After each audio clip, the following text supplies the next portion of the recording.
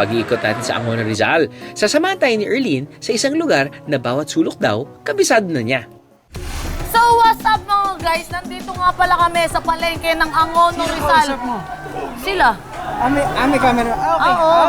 Akala ko tayo Ay, lang. nandito ka pala. Nandito tayo. Oo nga pala, show mo pala to. Kung si Erlene, isang beauty queen, sa palengke raw na ito, may isa pang reyna.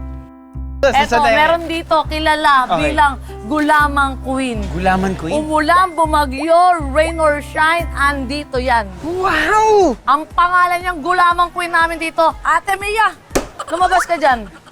Lumabas ka, Ate Mia, ang sakit. Ito ang Gulamang Hello Queen po. namin dito sa Kamusta Angono po? Rizal. Kamusta po? Kung hindi mo natatanong, Kuya Drew, Okay. tumatalis ka palaway ko, Bakit di ba? ka galit parate? Hindi, nag-explain lang ako. Okay, Oo. okay.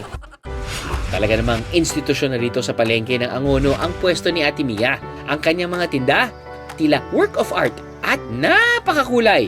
4 na dekada na siyang nagtitinda ng sagot gulaman at pangatlong henerasyon na rin sa kanilang pamilya.